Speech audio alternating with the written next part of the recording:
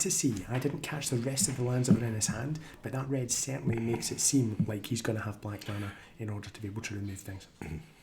Do you think he removes the Ashford here? Or does he remove now with 2 food tokens? Does he actually remove the Gilded Goose to stop Ian going to straight into a 4-drop? So, Astrid Peth, looking at the card description, hopefully, if it ever actually loads for me, she explores every time you sacrifice a clue or a food. So she's very quickly going to run a stream of cards or a big threat. He's going to fail. What is he going to fail? He's killing Away goes the Astrid. She might go out of control. Yeah. And you wonder if his deck can deal with it. Now Ian could land a 4-drop here. He did have a couple of planeswalkers, didn't he? No, straight on 2-drop. What's he got? It's Servondum. Oh, and does that bring stuff back to the graveyard? No, Servondum, when destroyed... So 2 double spell turn here for Ian. Double spell turn. I think this is really... Oh, an Insidious Roots. I love that card. If Ian can abuse this card, I will be a very happy bunny. So I think if we had one of those sort of slider things at the moment, we would be showing Ian ahead here, would we not? Oh, definitely, he's favoured. Fraser's come back, he's double spelled as well. So he's he's at least keeping parity. Okay, so that's the Freebooter and the Spellweaver. He's building a board. It's not a board as impressive as Servondum. No. Let's be serious here. No, not at all. But he at least responded to the double spell turn with a double spell, which I think was probably important. If he'd only one spell, I think he really falls behind. The key element here is whether Ian can play something that enables Servondum to start levelling up into a more powerful creature on board. It's currently in a position where it would trade with the Spellweaver, but just one sacrifice, I think, of another creature or a death would begin to push it up there. And once you get to 4, it's value turn. It's all gravy. Yeah. I mean, Ian's obviously the mana advantage here is what he's on 5. I mean, it's a ton ahead, but I think it was really important for Fraser to double spell there. I think if he doesn't, he falls out of the game. Is that? No, we can't see the rest of his hand. hand. Hardened Scales? That is a Hardened Scales. That is business. So now, interestingly, if Ian can sacrifice his Gilded Goose at instant speed, he can make the Servondum big enough that it can do serious things. But no. So what I wonder is, like, with Ian, with Fraser having to get the red, was he sitting with, like, has that held him back in any way with the spells he has in hand? I'm not sure, because he's made 3 lands, one of each colour. I think it looks like he's in good shape. He's got a Harmonic Prodigy there, so he has a play for the turn. He's got also the Gobland, so that's another option for him to get out there to build up board, because it's a creature as well. Do you know what he doesn't have though, Dave? What does he not have? He doesn't have 2 black. You're right, to cast a Bitter Bloom Bearer. And that might be a foreshadowing piece here, because if that enormous deck building mistake is still sitting in his hand just now, he'll be regretting it every single moment he's looking at it. I think probably in later life, when he's sitting there getting his nappy changed, twilight of his days, he'll just be regretting it. Thinking back to the Bitter Bloom Bearer. Whereas I won't be killing. Was that the time that I punted my chance to win DNPT 1 in Glasgow's glamorous East End? Number 1 though, like the initial... The inaugural DNPT. Oh, coming in. He's getting in with the 2-1 premise. No, we can't see full hand. Is that a flyer? No, but it's a 2-1 premise. Okay, so the decision here is, can he trigger it? That is a whammy, ladies and gentlemen. That is a whammy. Kaito is hitting, smashed into 17, and now there's a Kaito activation waiting to happen. And this is a classic scenario where you can throw this pirate under the bus and allow Kaito to just keep getting bigger. Do we think that this is drag Fraser back into the game, Dave? I mean, I think it's very powerful indeed to have a Kaito active on the board. The Gobland comes down, that will trade for Servondum unless you can put counters on him. That is serious business. Okay, this is looking good here. Looking good. I mean, this card's just... I mean, I've played this against this a lot and it just kills me all the time. I have played it in Modern and been extremely happy with its results there, and on that basis, I think in the self-named Bad Cube, no, does Servondum have Menace? There was no block there.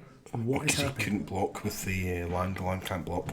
The land can't block. And Servondum That's actually a brilliant point, I have absolutely miscalled that turn.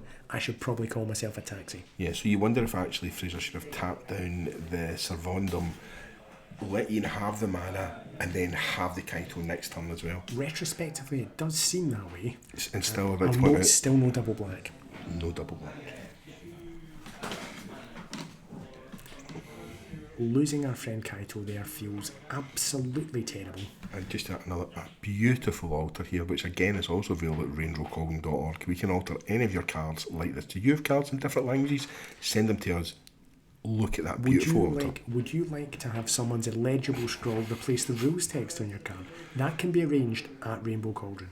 Your very own souvenir of DMPT1. I mean, if you can't understand the text, to be fair, there's English text I don't understand. So many Magic cards are beyond my comprehension. I simply like the ones that turn sideways a lot of the time. I don't like to count more beyond 7, Dave. Okay, what is Ian thinking? Sadly, my opponents usually start with more life than that. Oh, Dubious Delicacy? Dubious Delicacy is what's Ian down. targeting? He's targeting the Prowessy one, isn't he? The Harmonic. Well, we have 2 Prowess creatures here, but I mean, Harmonic yeah. Prodigy has to go away, otherwise it's going to be doubling some of those other triggers. The Goose is getting close to untapping. So the counter came off, yep. I think dealing with the Kaito was like, I think that's backbreaking. Yeah, if the Kaito swung the game towards Fraser, losing Kaito immediately is going to make him wish he could go outside with a spade and just dig a hole to climb into. I've got spades in a shed outside. Ian, not afraid to be attacking with this, the Servondum at all. Yeah, I smell something tricksy, and so does Fraser, who takes the damage and untaps. I mean, Ian's got a lot of mana next turn. Fraser has run the Serum Visions, which will help him dig towards other useful things. But still, no double black. Maybe the Serum Visions will find the double black. Fraser played the island there. Should he have done that before doing the Serum Visions? Well, it's difficult to say. Now, there is, I believe, a Grixis land, and I almost think that he might want to keep both of these. Oh, you know, he's been the Grixis land. He's not interested in double black. Double black is not on the agenda. So I think he should have played the Serum Vision before playing his land, just in case. In case there was something that came up. But as it is, we have a 3-2 Spellweaver, and it's going to smash in, offering the trade for Servondum. I don't think Ian's taking this. I think he's going to let this 3 through. Yeah, particularly because Ian has 2 foods in play. I just don't think he's threatened by a 3-power attacker. 1 food at the moment. He used the food. No, the Dubious Delicacy is also a food. Yeah, that's right, so see, I can occasionally pay attention to some elements of the game state. I'm glad that your brain is not degraded to the statement you can't do anything. Don't speak too soon, Stuart. Okay, it's obviously it's much easier to sit here and say, oh, it should do this when we can see what's going on. And he's sacking the clearing to draw an extra card. Does that work with Freeblown Trick? I like it. He taps them down. That's a nice card. Tap and serve on them down. That's beautiful, and we get 2 1/1s. Yep. Let's see. Again, we'll hopefully get to see it. Look at that. These incredible Look at these fairies. Tokens here. Do you know? Each one of them looking as if they've walked directly off the concept art for the Lorwyn set. Yeah, I mean, they actually look like real fairies. Like fairies would look. And well, they are as real as fairies, which I think is really important for us to point out. Beautiful, beautiful. RainbowCauldron.org, get yours. Oh, a fairy has turned into a dove. It's some kind of dove, although it's not peace that's on Fraser's mind here. It's the savage destruction of his opponent. The Gobland gets in. No, he's Taste my Gobland power. He's countered the Sagu Wildling, so he's not like Ian's search. I can't. Everything I said about following the game state, I take it all back. And I think that is because I think if Ian gets a 3/3 flyer down, okay, he's got a couple of ways to block, but I think Ian is still significantly ahead here. Fraser hasn't dealt with that Servondum. But Fraser does have a board of creatures. You're right, he is. He's smacking in. Yeah, that has been a big turn, Fraser. Now that is a decent blocker. It's an 0/4. He can't block the Servondum. But does that really matter? I think we have to assume that there's some card Fraser has trick turned in us around here. Fraser's deck, because now He really has. all Fraser has to do is draw a couple extra cards over the next couple of turns, and don't he can think this does dome Ian the rest of the way. He does it. 3. So that's up to 3. He can just take the damage because he can't block. Yep. It's almost Ian's like got 1 card in hand. Fraser has listened to all the shit talking we've been doing about him from the coverage desk and has decided to make us look even more silly than we already were. But just the aggro he's been really good. He's handled it really well. He's definitely losing the Kaito, put him behind. But he's just played his game. What has he got here? That is the back-breaking Flame of Anor. Oh, I think this could be it. This is all business. These cards are going to get drawn. He's going to trigger the Pyromancer. The Pyromancer is going to dome Ian. The Servondum will be out of the way. Now, I don't think there's any coming back from this. Yeah, Servondum. Absolutely incredible. Away goes Servondum. In goes game 1 to Fraser, unless I miss my guess. Well, we did mention this Flame Vanilla as a really powerful card. Exceptionally powerful and really great when you have a wizard in play. Yeah. I think model cards one that great. Loves you to draw extra cards. This is the best use of Ironcrag Pyromancer that I've seen in quite some time, and I've got this combination on my own cube. Here. Oh, that is good. He's dragged to the roots in the Pyromancer, so the extra damage will not be done. But that said, a 3-for-1 is still super powerful at this stage. Do you think Ian's is actually pitched into blocking here with something on the ground? Does he have to? I think he's on 7. He's on 7. We have a trigger for prowess on the Spellweaver. We have another 2-1, so we have 2 1/1 flyers, a 3-2, a 2-1, and a 1-1. I think he must block something. Yeah. It's got to be the 4. Well, there we go. So that's 5 going to come through. He's going to go to 2. And he's got 2 blue up, so he's got to be thinking there's another counter spell here. Because unless, I don't know what Ian pulls out here, because there's definitely no Wraths he's got. Well, he's empty-handed, so he can't just dump Tarian Soulclave. He has got some life. He's got, 3 other life, so effectively 5. And he can make a food with the goose. Block, make a food, so effectively 8. I mean, is it enough? It's not enough, because he doesn't have enough mana to activate the goose as well. So that is a crit breaker. Unfortunate. That's not going to do it. No. The Flyers are going to end this game. Well, of course, we can sack the food. He's going to do the food thing. I suppose it depends what Fraser's also drawn here. That Flame of Anor really, got back in the game. I thought when the Kaito, when he lost that, it definitely looked like it was going with Ian. It's a couple but of Flame of back-breaking Anor plays. has really brought him back into the game. A couple of back-breaking plays from Fraser. Making fools of us. Macabre Waltz is going to bring back maybe Ironcrag Pyromancer. Yep.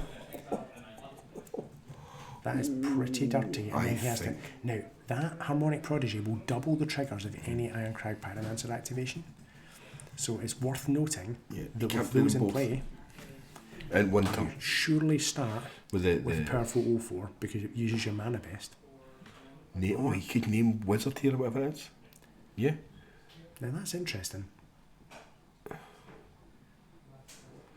So he gets in.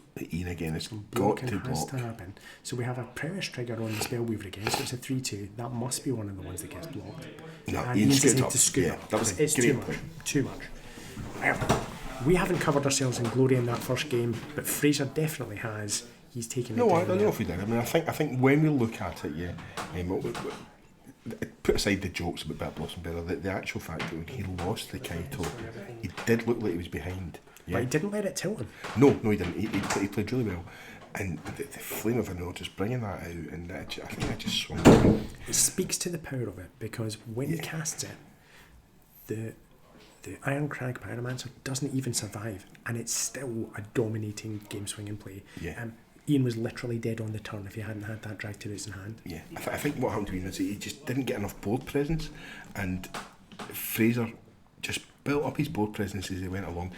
The swing that took Ian from 15 to 7 or something like that, when Ian couldn't capitalise on I've killed the Kaito, you don't have much, I've got something to attack. He had an early mana advantage, and to be honest, if his draws had gone differently, it might have been different, but we had some situations like not getting a lot of benefit from casting the hardened scales, for instance, that really punished him there. If you draw the wrong half of your deck in a draft like this, then maybe you don't get the interactions you need. But let's not forget, Ian could turn around here and very quickly whip out a brood scale Tarian's Cleaver combo, and all of a sudden it would look a lot different. Yeah. I think now, if you look at Fraser looking at the Grim Bauble here, I think he sort of pulled it. Is he thinking about, restricting Ian's early mana? by maybe thinking, well, if he does, I want to take that away from him again. I think he's seen two small drops that were both impactful and thought, I have a way to handle those. Yeah, and also the Crypt Breaker dies to that as well, which could be powerful, especially, you know, drag to the roots and things like that. And it's not easy, but he has the Dredger's Insight and things like that. If he can discard the cards with that. So having, I think, early interaction to deal with those things. The Fell was kind of really important when we think back. Yeah. As well. Fell, as we said when he picked it, Fell is a powerful card. Now, was he taking that Grim Bubble out? I don't know. That's certainly what it looked like. Maybe he just doesn't think that's the card for it. Which is very interesting, given that it would have killed almost every one of Ian's creatures that he played in the previous match. But maybe what he's thinking is he needs to go bigger than that, you know? Because that's certainly what he did. The bigger spells he played on much more impactful than Ian's. I think you're right, Ian drew the last half of his deck.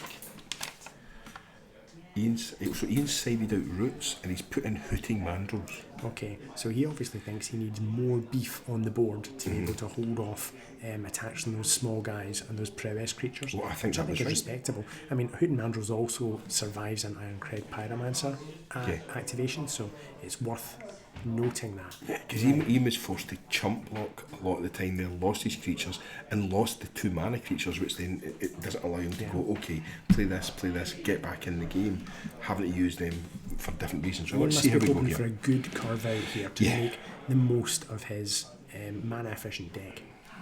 I think so. Is that a Bitter Bloom Bearer that we see lingering there in Fraser's hand? It's hard to tell with this kind of camera action. Oh, here we go, we're back. We are back. The Grixis land to start. So he's that is a played beautiful way to go. Yeah, I do think Bitter Bloom Bearer will hurt him, or could hurt him. Sorry. So Ian's straight in here. What's he got? Right, Dredger's Insight. The graveyard shenanigans have begun, ladies and gentlemen. Now it's worth noting that we have green and white mana available when this is a mostly there's the Hooting Mandrills brutal. and the Sorin. Now, Hooting Mandrills is actually quite strong here because it comes back with the Dredger's Insight and it's already pre-filled the graveyard for potentially doing it next turn. But he's gone against the Mandrills. He must need the land because he took the land there. He's taking the land so he can cast his spells. I think he was looking at it, and that's a lot of powerful cards he's put into the graveyard. Fraser must be feeling pretty happy at this moment in time. So is that a swamp? No, I think that's an island. I can't tell with the space lands. They are very pretty, but they are largely indistinguishable from this angle. Yeah. Is he holding up? He's holding up Pickle Panther here. Look. But it could be anything, couldn't it? It could be anything. Now, Ian's just cast a card that I do not recognise, and I'm very hopeful that our almighty producer can put it on screen so that we can know exactly what we're talking about. We are riding along with Fraser at this moment, having the same experience, reading a card, wondering what it does. It's definitely not a Crypt Breaker. It's Ozox, the Clattering King. Okay. The Clattering King. I'm not going to read this to you folks because it's on screen, but it doesn't block. And when it dies, it creates a 2/1 skeleton creature. So Pickle Prankster. Looking at cards. Here we go. What do you think it's the? He's not. Do you think it's the Fell here? Well, what's he doing? The interesting thing is this: the Fell will kill Ozox, but when the token goes, Ozox will come back. So unless Fraser can find a way to bounce that token or exile it, that's a bit of a lock. That's going to go round and round and create a difficult time for him to deal with via 1/1 removal. So that means that Fell doesn't look as good. No. Brain Surge may be the way to go here because it will allow him to dig for more answers. Yeah, but Brain Surge is exactly what he's taking. Although some powerful cards into his graveyard there. And that, as we can see right underneath his library, is now officially the Adventure Zone. Which was a great programme. Do you remember a beloved podcast as well. Oh yeah. Okay, double red. 3-drop time. It's the mighty Ironcred Pyromancer. I'll tell you what, you don't have to worry about a 3/2 and a 2/1 if you can draw every card, extra cards, and bolt them every turn. Yeah. Also, it's an 0/4 as well, is it not? And it blocks. Yeah. Because we didn't see any sort of pump spells from Ian's deck or anything like that. So, you know, if here's a question: if Ian attacks with a 3/2 block. I mean, I haven't seen a pump spell. I think until I am ready to get an activation, the Soul Cauldron is very impressive here because all of a sudden that question's been taken away from us. Yeah, it's you definitely do not block. Yep. And you hope to trigger your Ironcred Pyromancer next turn. So Ian sizing up for something here. Oh, Song of the Dryads, and makes it a no for. Absolutely devastating. Devastating. Now there is no, because this is colour pie matters. I don't think black then has enchantment remove, only white has it. In this cube, colour pie matters. I'm going to ask the almighty producer, is that correct? That is correct, yeah, colour pie matters. So we're playing old school Magic. If you're blacking, if you're in the colours that Fraser's, you can't get rid of that enchantment. So I'm wondering if there is a way to bounce that back. Yeah, that's what you would have to do. He bounces it by the way and plays it again though. Well, if you can bounce your own creature, maybe not. I cannot currently see anything that he drafted that would allow him to bounce it back. So, I mean... That is pretty much just a straight up removal, yeah. Straight up removal. And I think what that does in this cube is it makes these things more powerful. So even though we're saying this is an underpowered cube, there are certain things in it that are powerful that Absolutely. you really need to think about when you're deck building and drafting it. I'm really excited because this reminds me of Magic the way it used to be. And as a really elderly gentleman, I also enjoy thinking about Magic in years gone by. This is quality stuff. There's a lot of thinking for Fraser here. That looks like a super powerful Lear Drowner of the Damned in hand. And if that is the case, then all of a sudden, those spells that got pitched earlier on, they are now open season. If he can get Lear back in play, he can begin flashing those things back. Yeah. And they can't be countered as well. Not that Ian's rocking double play. Here comes the fairy. Okay. Oh, this looks like a Kaito setup. Yeah. I can't see if Kaito's in hand, but I'll tell you what, nothing feels better than Kaitoing back an adventure creature to your hand to use again. Oh, he's got Snapcaster Mage in hand. But he also has, it looks like, the... And he has Bitter Blossom Bearer. The fairy tapping spell. Here we go. Yeah, here we go. This is how it started in the last game as well. Ian looked to be ahead, but it just didn't get there. Now, this is where it's going to get interesting. Yeah. Because if there's a Kaito in that hand, which I can't see at the moment, it's going to come in here, start hitting. But even if it doesn't, that's still 3 damage in the air and being ahead in the race. Yeah. Gotta love the vigilance on that fairy as well. Makes it so useful. He's letting it go. Did he not have a land to play there, no? Apparently not, so that means his hand is just all business, which is going to be really exciting. Yeah.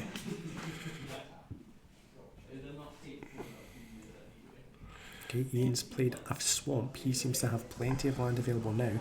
I think that's what happened to last game as well. He had the man advantage, but he couldn't build out his board.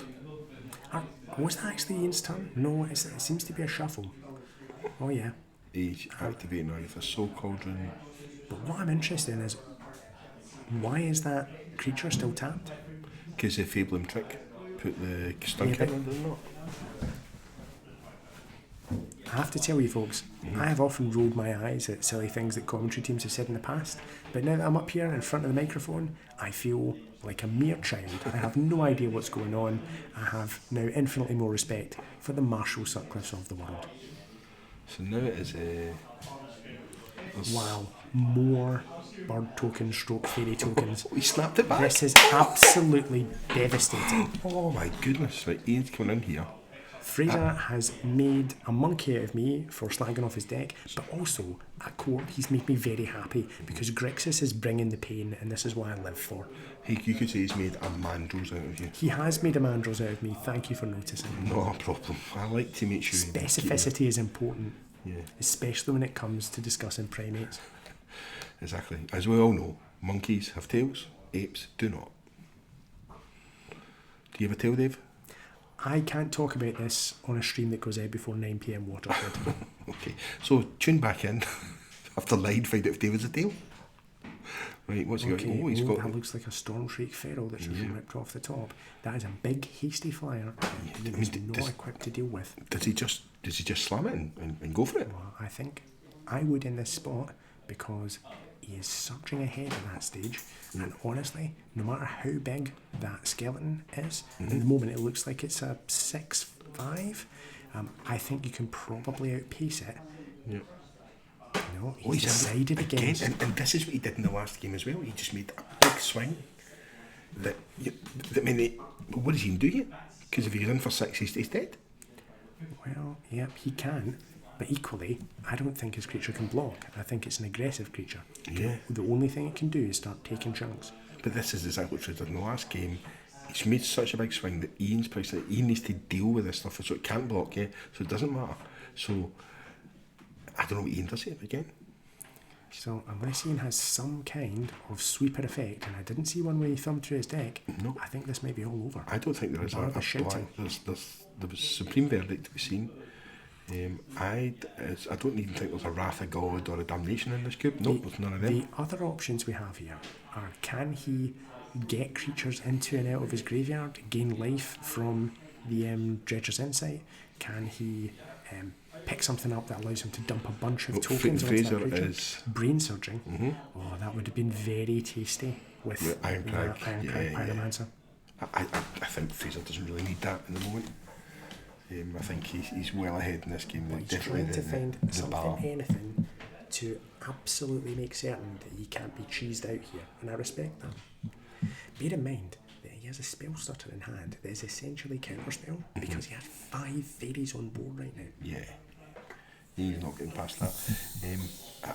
I'm just wondering what Ian can do here. He needs to get the board, but how does he stop those flyers? That's instant speed life gain. Or he has to play the dragon again. The 3/3 the dragon gets him a land, gains him 3 life, and he could play it. But will that be enough again? I just don't think it will. Yeah. Okay, Fraser is setting up his deck here and draw what he wants to draw. So I must assume that this is the start of his beginning of combat step, Ian, because there's just no reason why that would have stayed. But yeah, here we go. Tapped it down. Tapping it. And that feels very much like game, everyone. Yeah. I don't see how he comes back from this. No, not me either. I think that one, it's not going to do it. He can surveil stuff into his graveyard now. Maybe something comes for that, but I'm just not sure how. Yeah. 4 or 5 in there. The fairies are already a clock. Yeah. But then on top of that, you have the Stormshriek Pharaoh. The Stormshriek Pharaoh is going to make it so that every single one of those flyers is a lethal attacker the next turn. The Stormshriek Pharaoh is a 3/3 with haste, and it has a fire breathing component to it. Now there isn't enough mana for that to come into it. Yeah, so 4, 5, 6, 7, 8. So he's one shot. Unless he gets another land, maybe he can do it now. Is it fire breathing for 1? Or is it it's for 2, it's for 1 in a red. But I mean, the reality is, there's no reason for him to push himself out there. He can keep the counter spell up, he can attack in the air, he can even keep Snapcaster back to chomp the large skeleton. There's no danger. Oh, is that a young Pyromancer? Yep. Well. So that works with the counter spell as well. Yeah, here we go. In for 5. No reason to go crazy. No. Yeah, I think this game's almost as good as... But I like saying that because now when Ian rips something off the top that's ridiculous, we can be incredibly surprised. Now, what's he pointing at? Is that another drag to the roots? Yeah. And that's countered, and that is game. That's it, yeah. Wow. Well Fraser absolutely schooling us. And look, yeah, I could never played it. Yeah. So at least we've done one thing right in this entire coverage session so far, which is to say, mate, that shouldn't be on your deck. Yeah.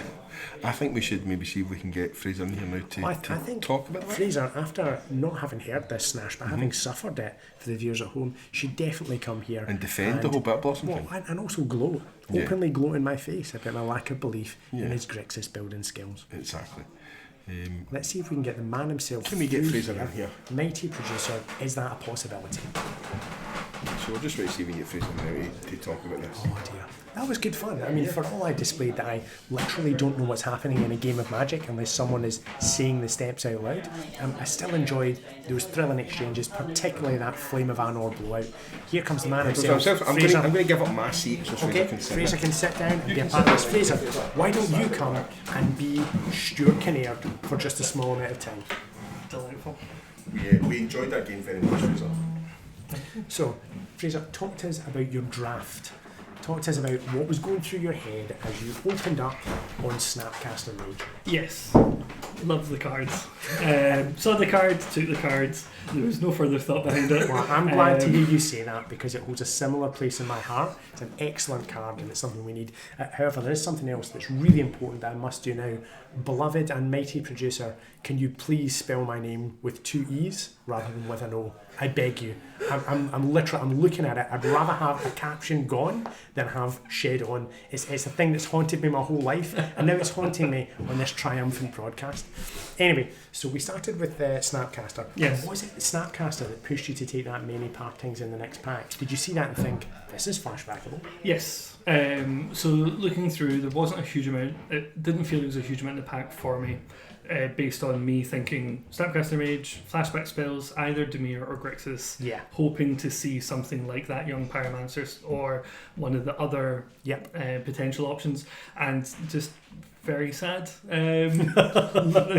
Many partings, I guess it'll do. Rough. There was a moment after pick 3 when you picked up the Writhing Necromass that we thought you were having to put the Snapcaster Dream to bed, and that saddened us. But we were pleased to see you keep the faith later on, although I'll be honest, we talked a lot of snash about your potential mana base and your discipline in sticking to 2 colours. Reasonable, I think. Totally reasonable, but I can't say I'm too sad to see someone picking Grixis and schooling people. Yes, I think with that, I was quite fortunate in Pack 2 to pick up the lands that I did. Yeah. I was, for a moment, you'll have seen, I think, the end of Pack 2 where I counted the number of creatures and I counted the number of lands and went, oh no. It would be nice to make playables here. Oh, for sure. But Pack 2 began to feel a bit more much more comfortable because I was able to not have to pick 2 Dimir lands, which was really nice. But the final deck is, I think, like 17 pips blue, 6 red, 5 black. 2 of those are Bitter Bloom Blossom, I will admit. So you have zeroed in on one of the key issues for us, because when we saw you pick up Bitter Bloom Bearer, we were pretty unequivocal in saying that was a straight up mistake and shouldn't be in your deck. Fairies, man. At the end of the game there, when you put it out towards the end, were you saying, I had this, I could not cast this? I got exactly what I needed off the Brain Surge. Yeah. I mean, I got the Swamp and I got the Dragon that will tap down his attacker, so I wasn't too mad about it. But, I mean, that seems good, but can we also say you also got exactly what you deserve in not being able to cast Bitter Bloom Bearer? Yeah, for sure. Okay, great. I'm glad we've been able to be the mana police for you here, Fraser.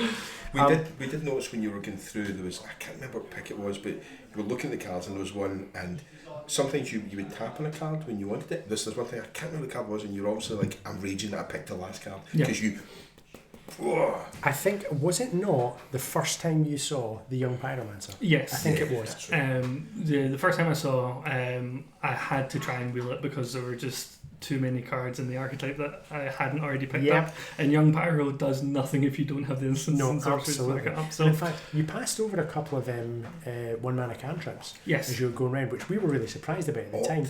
But you ended up getting things coming back to you that may have just legitimised that. Yes. Made you look like a genius, in fact. I wouldn't go that far for sure.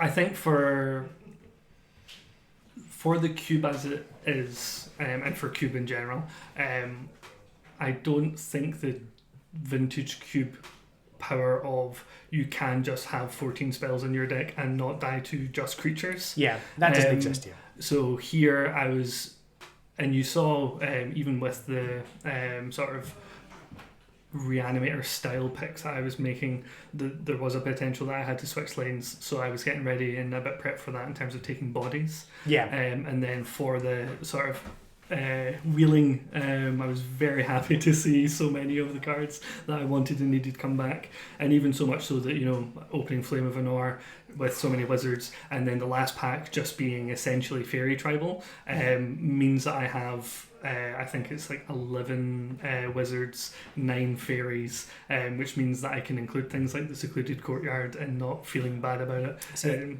That's quite interesting, because I definitely felt that the Secluded Courtyard was a bit of a risky include, but so far not punished. And let me say, on the subject of Flame of Anor, definitely the moment of that match was the Flame of Anor with Aaron Karamancher in play. And the fact that Ian was only able to stave you off for a single turn with the clutch removal spell just speaks to the power of Flame of Anor. Yeah, it's being able to choose 2 modes makes that card infinitely better. Absolutely. And yeah, I was very confident in including it in the deck, seeing the sort of tribal that I had, or kindred I should say, that I had included there. So it was very, very good to be able to just off the cuff go, I think I win here. Yeah, on the other side of that, we noticed that it seemed early in the game that Ian was pulling ahead, and then you made the Kaito play, and then when Kaito died, and here we were thinking, okay, how did that affect you? We thought, what, have you done that correctly?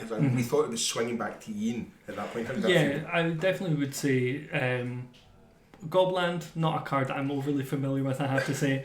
Not recognising that it can block was... I was calling it as a potential blocker until Stuart reminded me, so we have sympathy. The misplay of the century for that particular game, I think. But yeah, I do think just the synergy level that my deck has meant that every card that I was playing just did something to something else, to the point where even the being able to double the Afflict 2 trigger in the second to last and the last turn is just going, this is actually a really lethal threat here. It just pulled out. Well, you'll be delighted to know that we completely missed the Afflict 2 trigger here at the coverage desk, so we weren't even really able to hype up the importance of that play. But hopefully that gives you real faith in the coverage team here today. I did feel that when you played that game you lost the Kaito, but the way that you brought it back was you just built your board out and Ian couldn't compete. And in each of the games there's a bit where you go swing in for 7 and it puts him such in the back foot. Yeah, he was really unfortunate, I think, in just drawing in a couple of key turns lands instead of spells, because he had his engine set. The harden scales does work. I guess the Soul Cauldron is a scary card, but if you don't have the things to exile with, or you don't have the sort of other effects on the table, or even creatures to play, casting 1/1 flyers, 2 Faebloom tricks, I should say, turn after turn. Yes, that was pretty backbreaking, because that skeleton looked like a reasonably aggressive and important creature until you absolutely blanked it by making an army of flyers.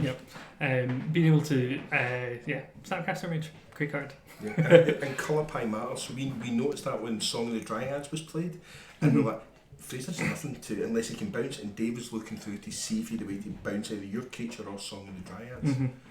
Yeah, honestly, my thought when he played it was thank you for the ramp. Because you didn't make land drops for a couple of turns after that, did you? And that was, I did have a couple of, one 5-drop and one notable 5-drop, but 2 5-mana plays otherwise, in terms of the Brain Surge and a counter spell or snap, and either the Brain Surge or getting that Faebloom trick back.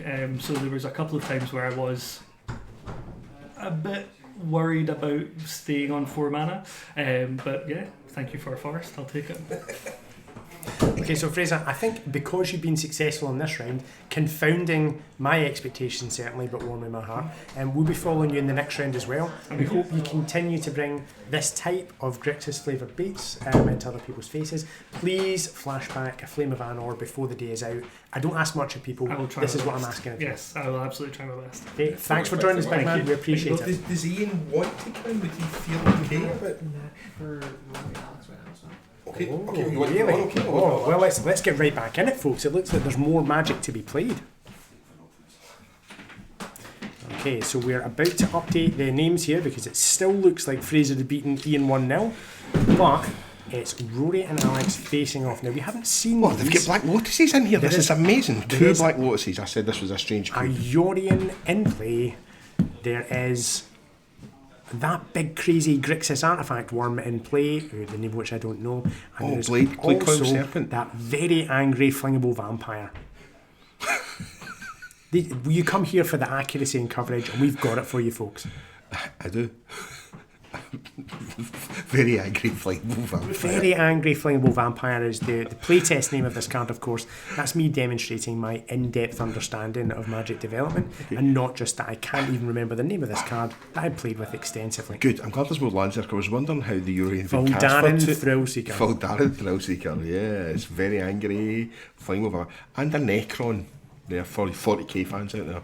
Yeah, that Necron, I believe, draws 2 cards and loses 2 life. It gets brought back from the graveyard, and it does have an unearth cost on it. So Blue Sun's pretty impressive. Oh no, that Blue Sun Zenith is the original Cauldron one. I think this is Blue Sun's Twilight. Blue Sun's producer Twilight reminds me, but it's a mind control effect, and boom, that becomes my creature now. Thank you very much. But still, how big is the vampire? It's not clear to me because I can't read the card, but the life is definitely swung towards Rory. He's ahead on 19 points to 7. So I think Alex is just trying to stay in this at this point, although he does have an excellent flying blocker and excellent ground blocker already, even before he takes the vampire. So his Blade Cow Serpent, does it have lifelink? I can't see. And I wonder. So I wonder if earlier on in this game, if Blade Coil Serpent was played for its the small cost you can play, and then blinked by Urian to bring it back in as a bigger creature. So I think Blade Coil Serpent is played for the same basic cost, 6 for a 5/4. It's just that you can add mana on so that you can trigger its abilities. If you pay double blue, you draw cards, you play double red, you do other things. So it has scalable abilities, but the size of the body doesn't flicker. Oh, it's the other ones. There are ones that do that though in that set, isn't there? There are cards that you can play for its prototype cost. I believe in yes, the Brothers War. Definitely, that is a way to do it. Okay, so we don't know as much about these decks as we do. There seems to be this is what's in hand: Long Goodbye, Mountain Tweeze, Egon, God of Death, Bitter Triumph, Pylon, Sneaky Snacker, and Security Bypass. So you like a Sneaky Snacker? I do love a Sneaky Snacker. I have been known to enjoy them frequently. But the key thing here is that it's not clear what is actually happening. Does anyone know what just occurred? Nope. Wow. There's lands. Really exposing ourselves here. That looks like someone resolving a major card draw spell, but I don't quite follow. Was it a delve spell? Diviner of Mists. Okay, well, I mean, that's another commandery card, the function of which I don't know, which is why probably picking someone who'd read any of the cards would have been a good idea for coverage, but I assume it's pretty impressive, because that's the one that mills stuff over and returns spells to hand, I believe. Okay, I think we're going to see it quite soon. Thank you, producer, for taking pity on us and putting the card on screen so people can read it. It's still our big skeleton noble at the moment, taunting us with his ineffectual... Diviner, it's a dragon. Whenever the creature attacks. Okay. Oh, okay. I see. That's why it's been exiled. But it's when it attacks. So that's interesting. Whenever this attacks, cast instant sorcery. Okay, so let's see what happens when it attacks. So we have got in the graveyard, we have got Bitter Triumph. We can see that at the top, and I wonder if that's been sorted to the top. Because that's it's likely to be deployed. We're at 1-1 here. I'm not quite sure who's turn. Oh, there's quite a few. There's Pylon as well. So Alex has a lot of choice here when this Diviner of Mist attacks. Yeah, but it's game over because he was on 3, and now the Voldaren Thrillseeker has been chucked at the head, and all of that beautiful durdling, which I appreciated very much, has been for naught. Rory takes down the game with a very angry, flingable vampire. That's how that shall ever be known now. Angry, flingable vampire. VAFV. VAFV. Get t-shirts printed now. Again, you can get them at rainbowcauldron.org. You are the finest salesman for novelty magic goods that I've ever encountered. I mean, I've got some of these tokens myself. They are this is how we make them. That's right, ladies and gentlemen. That kind of precision tearing. Artisan made tokens. Artisanal paper tearing. Look, I will make this token for on stream online for you, right? Okay. I'm going to make it a 1/1. Look at this. Perhaps it could be a squirrel. Who knows? Here we go. Amazing. Okay, we've got the results in. Okay, let's see what we got to. So Fraser and Ian, we watched live on stream. That ended up 2-0 to Fraser. James versus Callum was a tight 2-1 in favour of James. Arya has romped home 2-0 over Victor. Now again, we wonder whether that's maybe that's a glut of powerful white cards. Yeah. And Rory and Alex, we just saw finish 2-1 in Rory's favour there. So that's the round wrapped up. We're now likely to have a few minutes of faffing while our players wander around and do human things like eating food, drinking liquids, and going to the convenience. And I wonder if we're going to go for a break as well, Dave. I mean, it's possible. Let's say it's a 5-minute break because we too are human beings with a need to visit conveniences. We are not indeed automatons. Okay, so we will see you in a few minutes' time when we'll be suitably refreshed to miscall another series of complicated plays. Thanks for tuning in to Definitely Not the Pro Tour.